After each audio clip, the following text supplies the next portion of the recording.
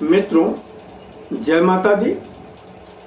3 नवंबर रविवार 2024 गुरुजनों के चरणों में शीश को झुकाते हुए हम आपको काशी हिंदू विश्वविद्यालय से प्रकाशित विश्व पंचांग के आधार पर सटीक जानकारी देंगे एवं काल निर्णय के आधार पर सभी शुभ मुहूर्त की भी जानकारी देंगे।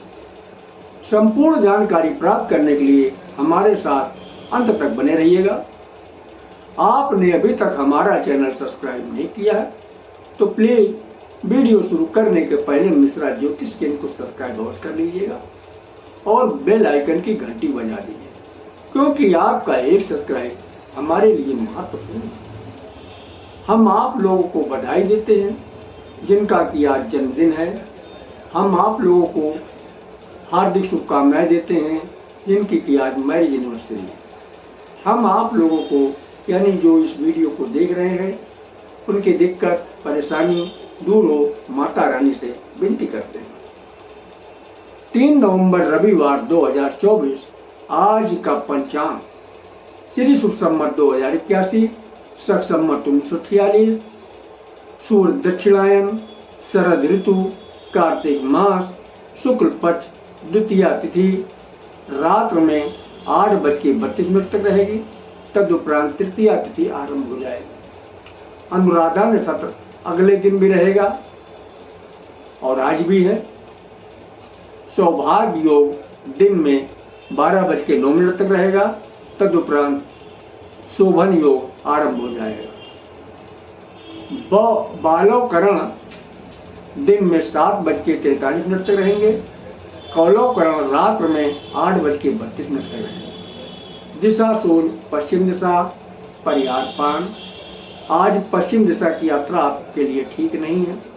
अगर पान खाकर यात्रा आरंभ करते हैं तो सफलता के योग बन जाते हैं।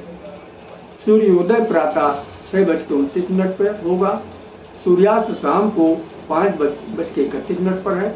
ब्रह्म मुहूर्त का समय प्रातः 5:29 पर होगा।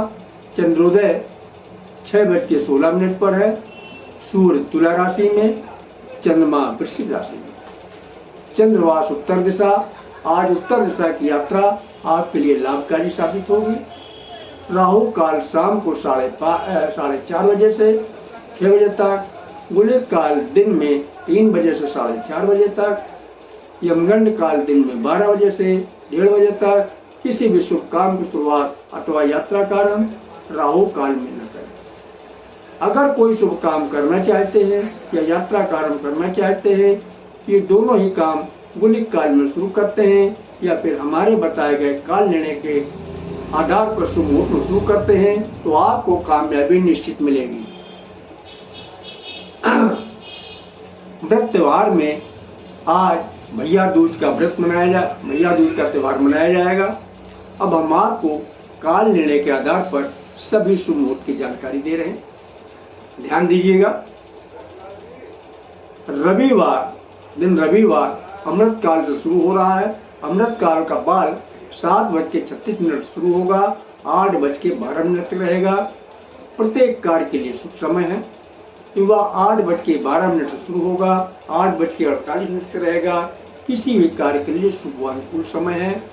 प्रौढ़ 8:48 से शुरू होगा, 9:24 तक रहेगा। प्रत्येक शुभ कार्य के लिए समान शुभ समय। वृद्ध 9:24 से शुरू होगा, 10 बजे तक रहेगा। प्रत्येक कार्य के लिए साधारण अनुकूल समय है। इसके बाद फिर अमृत काल रिपीट किया। अमृत काल का बाल शुरू हो रहा है 12:24 से 1 बजे तक रहेगा। प्रत्येक कार्य के लिए शुभ समय है। युवा 1 बजे से शुरू होकर 1:36 तक रहेगा। किसी भी कार्य के लिए शुभ अनुकूल समय। प्रौढ़ 1:36 से शुरू होकर 2:12 तक रहेगा। प्रत्येक शुभ कार्य के लिए समान शुभ समय। वृद्ध 2:12 से शुरू होकर 2:48 तक रहेगा। प्रत्येक कार्य के लिए साधारण अनुकूल समय होगा। ये रहे काल निर्णय के आधार पर दिन के शुभ मुहूर्त की जानकारी।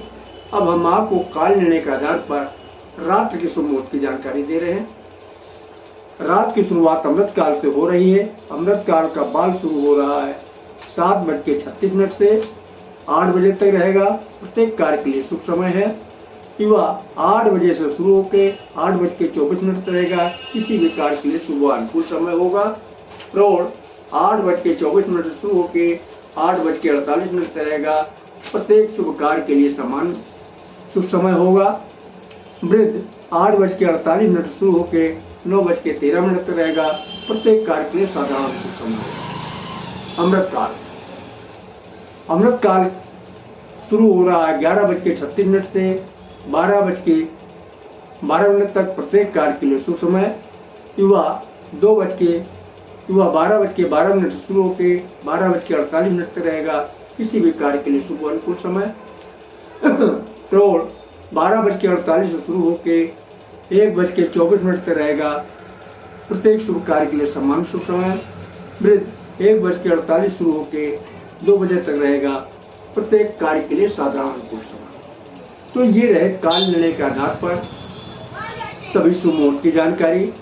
काल निर्णय के आधार पर दिन की शुरुआत प्रातः 6 बजे से होती है। इसी तरीके से काल निर्णय के आधार पर रात की शुरुआत शाम 6 बजे से होती है। अब यहाँ पे एक शब्द बार बार इस्तेमाल हो रहा है, महेंद्र काल और अमृतकाल। ये है क्या? देखिए, महेंद्र काल और अमृतकाल ये दोनों शुभ मुहूर्त के नाम हैं। प्राथमिकता महेंद्र काल को दी गई है, इसके बाद का दर्जा अमृतकाल को दिया गया है।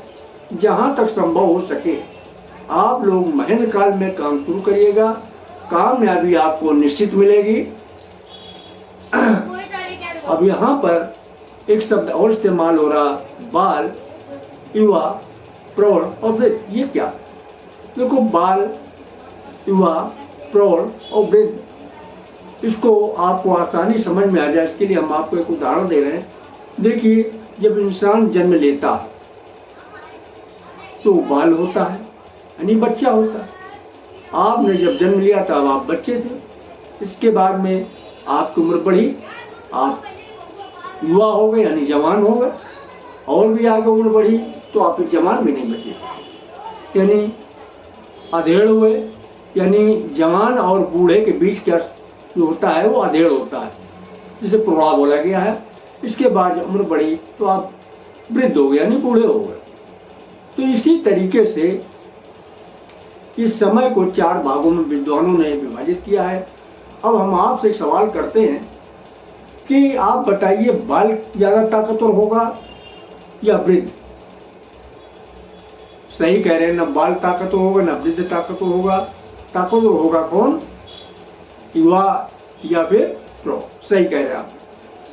तो आप चाहे महेंद्र काल में काम शुरू करें, चाहे अमृत काल में काम शुरू करें, जहां तक संभव हो सके आप जो है युवा काल में या प्रौढ़ काल में काम शुरू करते हैं तो आपको कामयाबी निश्चित मिलेगी।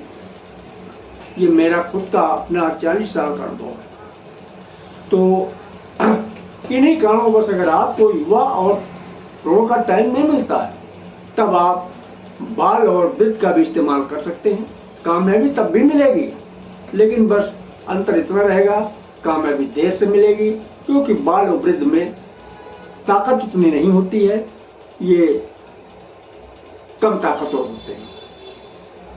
तो हमें उम्मीद है कि हमारी बात आप लोगों को अच्छी तरीके से समझ में आ गई होगी। फिर भी किसी को हमारी बात न समझ में आई हो तो कमेंट बॉक्स में अपने डाउट्स क्लियर कर सकता है। अगर हमारा वीडियो आपको पसंद आया है तो मिश्रा ज्योतिष केंद्र को सब्सक्राइब करें, लाइक करें और अपने इष्ट मित्रों में अधिक से अधिक शेयर करें तथा हमारे बताए गए काल निर्णय के आधार पर शुभ मुहूर्त को अमल में लाइए, निश्चित आपको कामयाबी मिलेगी। जिन लोगों ने अमल में ला के इससे कामयाबी हासिल कर ली है वो लोग कमेंट बॉक्स में जय माता दी अवश्य लिखें। जय माता दी।